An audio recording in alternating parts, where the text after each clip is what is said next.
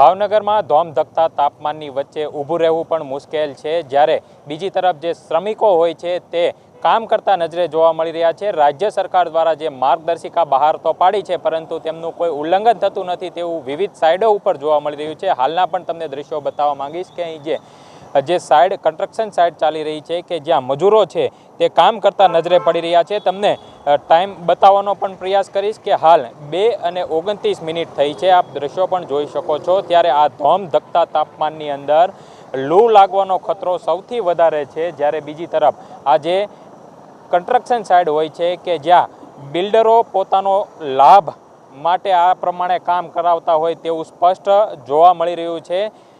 શ્રમિકોના આરોગ્ય સાથે ક્યાંક ને ક્યાંક ચેડા થઈ રહ્યા છે તેવું કહી શકાય, કારણ કે એક તરફ ભાવનગર છે તે અગનભઠ્ઠીમાં શેકાઈ રહ્યું છે।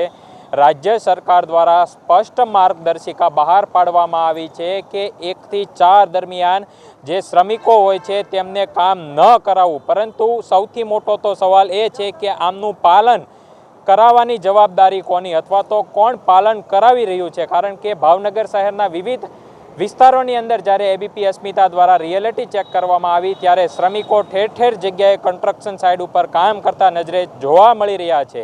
હાલ ભાવનગર શહેરના રોડ રસ્તાઓ ઉપર લૂ લાગી રહી છે, તાપમાનનો પારો છે તે સતત અપ જઈ રહ્યો છે, વધી રહ્યો છે, 40 ડિગ્રીને પણ વટાવી ચૂક્યો છે। ત્યારે આ ધોમધખતા બળબળતા તાપની અંદર આ પ્રમાણે મજૂરો હોય છે કે જે પોતાનું જે પરિવારનું ગુજરાન ચલાવવા માટે કામકાજ કરતા હોય છે, જેના આ કાળિયાબીડ વિસ્તારના દ્રશ્યો છે કે જ્યાં એક સાથે અનેક મજૂરો હોય છે તે કામ કરતા નજરે જોવા મળી રહ્યા છે। પાર્થ મજેઠિયા, એબીપી અસ્મિતા, ભાવનગર।